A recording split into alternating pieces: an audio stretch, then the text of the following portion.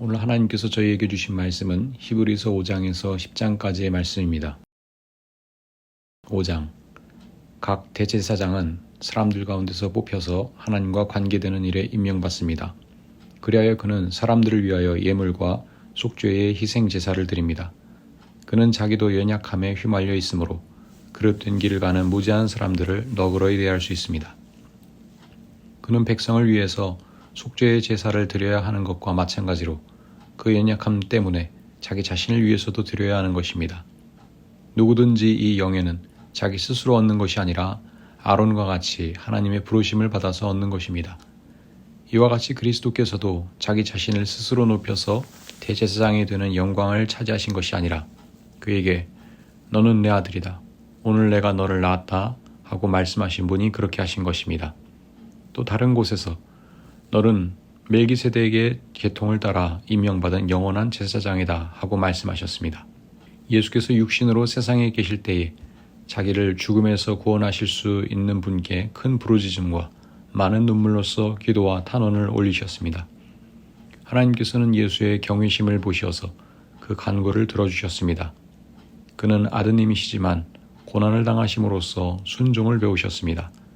그리고 완전하게 되신 뒤에 자기에게 순종하는 모든 사람에게 영원한 구원의 근원이 되시고 하나님에게서 멜기세덱의 계통을 따라 대제사장으로 임명을 받으셨습니다. 멜기세덱에 관하여는 할 말이 많이 있지만 여러분의 귀가 둔해진 까닭에 설명하기 어렵습니다. 시간으로 보면 여러분은 이미 교사가 되어 있어야 할 터인데 다시금 하나님의 말씀의 초보적인 원리를 남들에게서 배워야 할 처지에 놓여 있습니다. 여러분은 단단한 음식물이 아니라 젖을 필요로 하는 사람이 되었습니다. 젖을 먹고서 사는 이는 아직 어린아이이므로 올바른 가르침에 익숙하지 못합니다. 그러나 단단한 음식물은 장성한 사람들의 것입니다. 그들은 경험으로 선과 악을 분별하는 세련된 지각을 가지고 있는 사람들입니다. 6장. 그러므로 우리는 그리스도교의 초보적 교리를 제쳐놓고 성숙한 경지로 나아갑시다. 죽은 행실에서 벗어나는 회개와 하나님에 대한 믿음과 세례에 관한 가르침과 안수와 죽은 사람의 부활과 영원한 심판과 관련해서 또다시 기초를 놓는 일이 없어야 하겠습니다. 하나님께서 허락하시면 우리는 그렇게 할 수 있을 것입니다. 한번 빛을 받아서 하늘의 은사를 맛보고 성령을 나누어 받고 또 하나님의 선한 말씀과 장차 올 세상의 권능을 맛본 사람들이 타락하면 그들을 새롭게 해서 회개에 이르게 할 수 없습니다. 그런 사람들이야말로 하나님의 아들을 다시금 십자가에 못 박고 욕되게 하는 것이기 때문입니다. 땅이 자주 내리는 비를 흡수하여 농사짓는 사람에게 유익한 농작물을 내주면 그 땅은 하나님께로부터 복을 받습니다. 그러나 다시 가시덤불과 엉겅퀴를 내면 그 땅은 쓸모가 없어지고 저주를 받아서 마침내는 불에 타고 말 것입니다. 사랑하는 여러분, 우리가 이렇게 말하지만 여러분에게는 구원에 이르게 하는 더 좋은 것들이 있다는 것을 확신합니다. 하나님은 불의하신 분이 아니므로 여러분의 행위와 여러분이 하나님의 이름을 위하여 나타낸 사랑을 잊지 않으십니다. 여러분은 성도들을 섬겼고 또 지금도 섬기고 있습니다. 여러분 각 사람은 같은 열성을 끝까지 나타내서 소망을 이루시기 바랍니다. 여러분은 게으른 사람이 되지 말고 믿음과 인내로 약속을 상속받는 사람들을 본받는 사람이 되어야 합니다. 하나님께서는 아브라함에게 약속하실 때에 자기보다 더 큰 분이 계시지 아니하므로 자기를 두고 맹세하시고서 말씀하시기를 내가 반드시 너에게 복을 줄 것이며 너를 번성하게 하고 번성하게 하겠다 하셨습니다. 그리하여 아브라함은 오래 참은 끝에 그 약속을 받은 것입니다. 사람들은 자기보다 더 위대한 일을 두고서 맹세합니다. 그런데 맹세는 그들에게 모든 논쟁을 그치게 하여 주고 확정을 지어줍니다. 그래서 하나님께서는 그 약속을 상속받는 사람들에게 하나님의 뜻이 변하지 않는다는 것을 더욱 환히 나타내 보이시려고 맹세로서 보증하여 주셨습니다. 이는 앞에 놓인 소망을 붙잡으려고 세상에서 피하여 나온 사람들인 우리가 이 두 가지 변할 수 없는 사실, 곧 하나님의 약속과 맹세를 의지하여 큰 위로를 받게 하려는 것입니다. 하나님께서는 약속하시고 맹세하실 때에 거짓말을 하실 수 없습니다. 우리에게는 이 소망이 있으니 그것은 안전하고 확실한 영혼의 닷과 같아서 휘장 안에까지 들어가게 해줍니다. 예수께서는 앞서서 달려가신 분으로서 우리를 위하여 거기에 들어가셔서 멜기세덱의 계통에 따라 영원히 대제사장이 되셨습니다. 7장. 이 멜기세덱은 살렘 왕이요 지극히 높으신 하나님의 제사장이었습니다. 그는 아브라함이 여러 왕을 무찌르고 돌아올 때에 그를 만나서 축복해 주었습니다. 아브라함은 모든 것의 10분의 1을 그에게 나누어 주었습니다. 첫째로 멜기세덱이란 이름은 정의의 왕이란 뜻이요. 다음으로 그는 또한 살렘 왕인데 그것은 평화의 왕이라는 뜻입니다. 그에게는 아버지도 없고 어머니도 없고 족보도 없고 생애의 시작도 없고 생명의 끝도 없습니다. 그는 하나님의 아들과 같아서 언제까지나 제사장으로 계신 분입니다. 멜기세덱이 얼마나 위대한가를 생각해 보십시오. 족장인 아브라함까지도 가장 좋은 전리품의 10분의 1을 그에게 바쳤습니다. 레위 자손 가운데서 제사장 직분을 맡는 사람들은 자기네 동족인 이스라엘 백성에게서 비록 그 백성도 아브라함의 자손이지만 율법에 따라 10분의 1을 받아들이라는 명령을 받았습니다. 그러나 멜기세덱은 그들의 족보에 들지도 않았지만 아브라함에게서 10분의 1을 받았고 하나님의 약속을 받은 그 사람을 축복해 주었습니다. 두말할 것 없이 축복은 아랫사람이 윗사람에게서 받는 법입니다. 한편에서는 죽을 수밖에 없는 사람들이 10분의 1을 받고 다른 한편에서는 살아계시다고 입증되시는 분이 그것을 받습니다.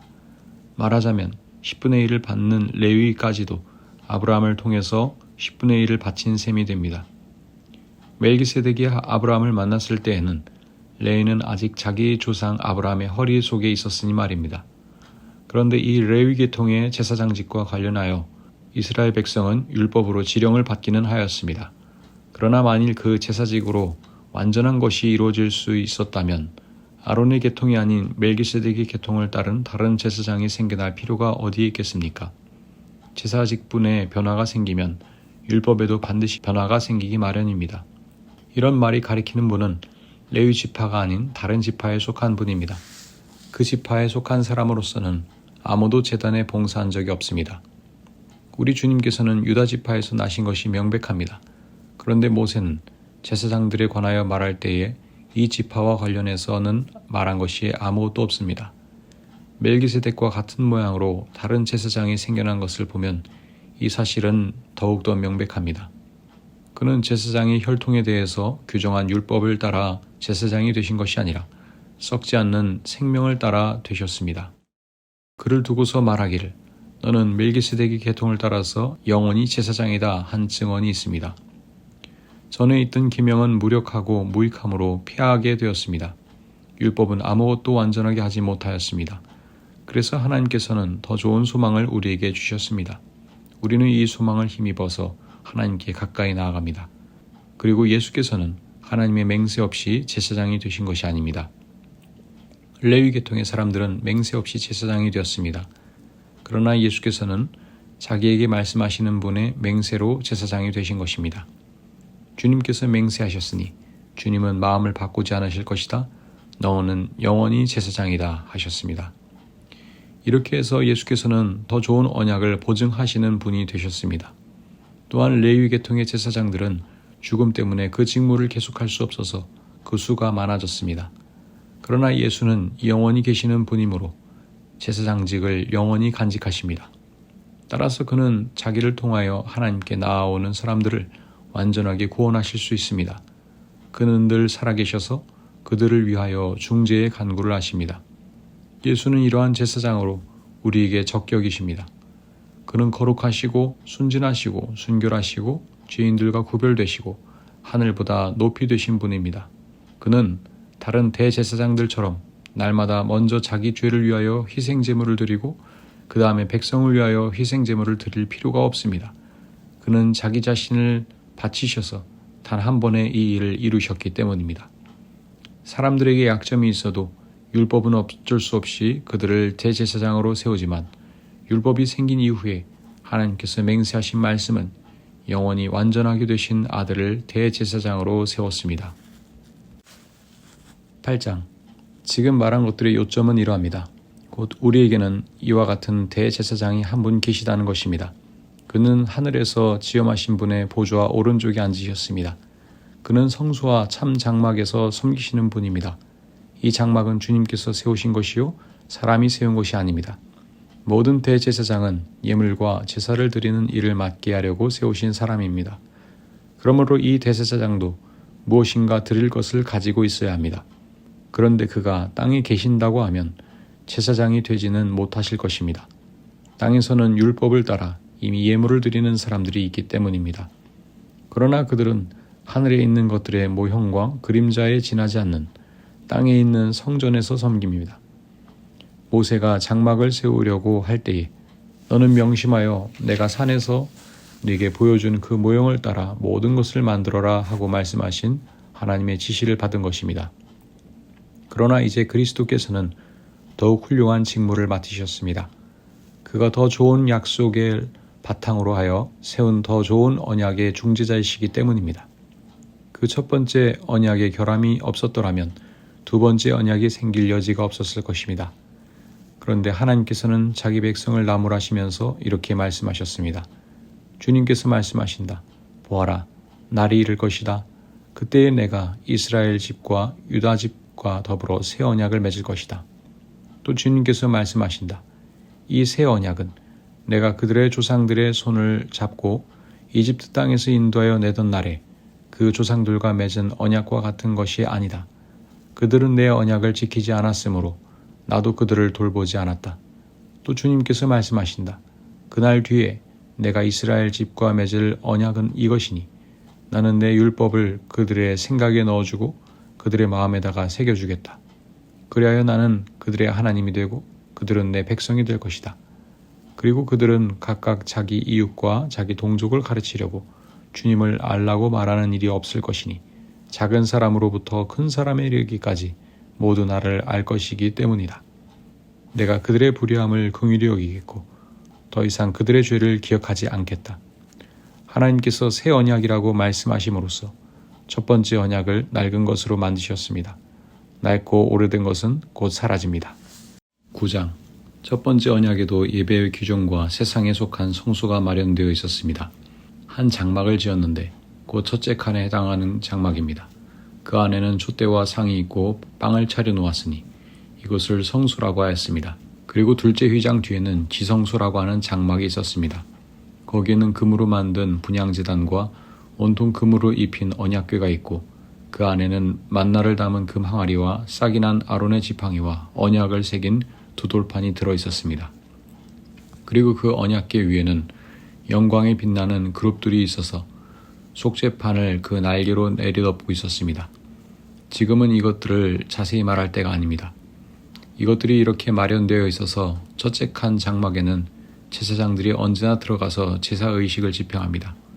그러나 둘째 칸 장막에는 대제사장만 1년에 한 번만 들어가는데 그때는 반드시 자기 자신을 위하여 또 백성이 모르고 지은 죄를 사하기 위하여 바칠 피를 가지고 들어갑니다. 이것은 첫째 칸 장막이 서 있는 동안에는 아직 지성소로 들어가는 길이 드러나지 않았음을 성령께서 보여주시는 것입니다. 이 장막은 현 시대를 상징합니다. 그 장막 제1을 따라 예물과 제사를 드리지만 그것이 의식 집례자의 양심을 완전하게 해주지는 못합니다. 이런 것은 다만 먹는 것과 마시는 것과 여러 가지 씻는 예식과 관련된 것이고 개혁의 때까지 육체를 위하여 부과된 규칙들입니다. 그러나 그리스도께서는 이미 일어난 좋은 일을 주관하시는 대제사장으로 오셔서 손으로 만들지 않은 장막, 다시 말하면 이 피조물에 속하지 않은 더 크고 더 완전한 장막을 통과하여 단 한 번의 지성소에 들어가셨습니다. 그는 염소나 송아지의 피로서가 아니라 자기의 피로서 우리에게 영원한 구원을 이루셨습니다. 염소나 황소의 피와 암송아지의 죄를 더러워진 사람들에게 뿌려도 그 육체가 깨끗하여져서 그들이 거룩하게 되거든 하물며 영원한 성령을 힘입어 자기 몸을 흠없는 제물로 삼아 하나님께 바치신 그리스도의 피야말로 더욱더 우리들의 양심을 깨끗하게 해서 우리로 하여금 죽은 행실에서 떠나서 살아계신 하나님을 섬기게 하지 않겠습니까? 그러므로 그리스도는 새 언약의 중지자이십니다. 그는 첫 번째 언약 아래에서 저지른 범죄에서 사람들을 구속하시기 위하여 죽으심으로써 부르심을 받은 사람들로 하여금 약속된 영원한 유업을 차지하게 하셨습니다. 유언의 효력을 논의하는 경우에는 유언한 사람이 죽었다는 확인이 필요합니다. 유언이라는 것은 유언한 사람이 죽어야만 효력을 냅니다. 유언한 사람이 살아있는 동안에는 유언은 아무런 효력이 없기 때문입니다. 이러므로 첫 번째 언약도 피 없이 세운 것은 아닙니다. 모세가 율법을 따라 모든 계명을 백성에게 말한 뒤 물과 붉은 양털과 우슬초와 함께 송아지 피와 염소 피를 취하여 언약책과 온 백성에게 뿌리고서 이것은 하나님께서 여러분에게 명하신 언약의 피입니다 하고 말하였습니다. 또 같은 방식으로 그는 장막과 제사의식에 쓰이는 모든 기구에도 피를 뿌렸습니다. 율법에 따르면 거의 모든 것이 피로 깨끗해집니다. 그리고 피를 흘림이 없이는 죄를 사함이 이루어지지 않습니다. 그러므로 하늘에 있는 것들의 모형물은 이런 여러 의식으로 깨끗해져야 할 필요가 있지만 하늘에 있는 것들은 이보다 나은 희생제물로 깨끗해져야 합니다. 그리스도께서는 참 성소의 모형에 지나지 않는 손으로 만든 성소에 들어가신 것이 아니라 바로 하늘 성소 그 자체에 들어가셨습니다. 이제 그는 우리를 위하여 하나님 앞에 나타나셨습니다. 대제사장은 해마다 짐승의 피를 가지고 성소에 들어가지만 그리스도께서는 그 몸을 여러 번 바치실 필요가 없습니다. 그리스도께서 그 몸을 여러 번 바치셔야 하였다면 그는 창세 이래로 여러 번 고난을 받아야 하셨을 것입니다. 그러나 이제 그는 자기를 희생제물로 드려서 죄를 없이 하시기 위하여 시대의 종말에 단 한 번 나타나셨습니다. 사람이 한 번 죽는 것은 정해진 일이요 그 뒤에는 심판이 있습니다. 이와 같이 그리스도께서도 많은 사람의 죄를 짊어지시려고 단 한 번 자기 몸을 제물로 바치셨고 두 번째로는 죄와는 상관없이 자기를 기다리고 있는 사람들에게 나타나셔서 구원하실 것입니다. 10장 율법은 장차 올 좋은 것들의 그림자일 뿐이요 실체가 아니므로 해마다 반복해서 드리는 똑같은 희생제사로서는 하나님께로 나아오는 사람들을 완전하게 할 수 없습니다. 만일 완전하게 할 수 있었더라면 제사를 드리는 사람들이 한 번 깨끗하여진 뒤에는 더 이상 죄의식을 가지지 않을 것이고 따라서 제사 드리는 일을 중단하지 않았겠습니까? 그러나 제사에는 해마다 죄를 회상시키는 효력은 있습니다. 황소와 염소의 피가 죄를 없애줄 수는 없습니다. 그러므로 그리스도께서 세상에 오실 때에 하나님께 이렇게 말씀하셨습니다. 주님은 제사와 예물을 원하지 않으셨습니다. 그래서 나에게 입히실 몸을 마련하셨습니다. 주님은 번제와 속죄제를 기뻐하지 않으셨습니다. 그래서 내가 말하였습니다. 보십시오 하나님, 나를 두고 성경에 기록되어 있는 대로 나는 주님의 뜻을 행하러 왔습니다. 위에서 그리스도께서 주님은 제사와 예물과 번제와 속죄제를 원하지도 기뻐하지도 않으셨습니다 하고 말씀하셨습니다. 이런 것들은 율법을 따라 드리는 것들입니다. 그 다음에 말씀하시기를 보십시오. 나는 주님의 뜻을 행하러 왔습니다 하셨습니다.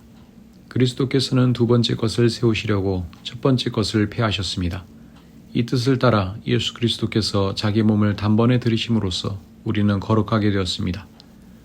모든 제사장은 날마다 제단에 서서 직무를 수행하면서 똑같은 제사를 거듭 드리지만 그러한 제사가 죄를 없앨 수는 없습니다. 그러나 그리스도께서는 죄를 사하시려고 단 한 번의 영원한 유효한 제사를 드리신 뒤에 하나님 오른쪽에 앉으셨습니다. 그리고서 그는 그의 원수들이 그의 발 아래에 굴복할 때까지 기다리고 계십니다. 그는 거룩하게 되는 사람들을 단 한 번의 희생제사로 영원히 완전하게 하셨습니다. 그리고 성령도 우리에게 증언하여 주십니다. 먼저 이렇게 말씀하셨습니다. 주님께서 말씀하신다. 그날 이후에 내가 그들에게 세워줄 언약은 이것이다. 나는 내 율법을 그들의 마음에 박아주고 그들의 생각에 새겨주겠다. 또 나는 그들의 죄와 불법을 더 이상 기억하지 않겠다. 죄와 불법이 용서되었으니 죄를 사하는 제사가 더 이상 필요 없습니다. 그러므로 형제자매 여러분, 우리는 예수의 피를 힘입어서 담대하게 지성소에 들어가게 되었습니다. 예수께서는 휘장을 뚫고 우리에게 새로운 살길을 열어주셨습니다. 그런데 그 휘장은 곧 그의 육체입니다. 그리고 우리에게는 하나님의 집을 다스리시는 위대한 제사장이 계십니다. 그러니 우리는 확고한 믿음을 가지고 참된 마음으로 하나님께 나아갑시다. 우리는 마음에다 예수의 피를 뿌려서 죄책감에서 벗어나고 맑은 물로 몸을 깨끗이 씻었습니다. 또 우리에게 약속하신 분은 신실하시니 우리는 흔들리지 말고 우리가 고백하는 그 소망을 굳게 지킵시다. 그리고 서로 마음을 써서 사랑과 선한 일을 하도록 격려합시다. 어떤 사람들의 습관처럼 우리는 모이기를 그만하지 말고 서로 격려하여 그날이 가까워 오는 것을 볼수록 더욱 힘써 모입시다. 우리가 진리에 대한 지식을 얻은 뒤에도 짐짓 죄를 짓고 있으면 속죄의 제사가 더 이상 남아있지 않습니다. 남아있다고 예상할 수 있는 것은 무서운 심판과 반역자들을 삼킬 맹렬한 불뿐입니다. 모세의 율법을 어긴 사람도 두세 증인의 증언이 있으면 가차없이 사형을 받는데 하나님의 아들을 짓밟고 자기를 거룩하게 해준 언약의 피를 대수롭지 않게 여기고 은혜의 성령을 모욕한 사람은 얼마나 더 무서운 벌을 받아야 하겠는가를 생각해 보십시오. 원수를 갚는 것은 내가 할 일이니 내가 갚아주겠다 하고 말씀하시고 또 주님께서 그의 백성을 심판하실 것이다 하신 분을 우리는 알고 있습니다. 살아계신 하나님의 징벌하시는 손에 떨어지는 것은 무서운 일입니다. 여러분은 빛을 받은 뒤에 고난의 싸움을 많이 견뎌낸 그 처음 시절을 되새기십시오. 여러분은 때로는 모욕과 환난을 당하여 구경거리가 되기도 하고 그런 처지에 놓인 사람들의 친구가 되기도 하였습니다. 여러분은 감옥에 갇힌 사람들과 고통을 함께 나누었고 또한 자기 소유를 빼앗기는 일이 있어도 그보다 더 좋고 더 영구한 재산이 있다는 것을 알고서 그런 일을 기쁘게 당하였습니다. 그러므로 여러분의 확신을 버리지 마십시오. 그 확신에는 큰 상이 붙어 있습니다. 여러분이 하나님의 뜻을 행하고서 그 약속해 주신 것을 받으려면 인내가 필요합니다. 이제 아주 조금만 있으면 오실 분이 오실 것이요 지체하지 않으실 것이다. 나의 의인은 믿음으로 살 것이다. 그가 뒤로 물러서면 내 마음이 그를 기뻐하지 않을 것이다. 우리는 뒤로 물러나서 멸망할 사람들이 아니라 믿음을 가져 생명을 얻을 사람들입니다. 아멘. 오늘도 하나님의 말씀 안에서 복된 하루 보내시기를 바랍니다.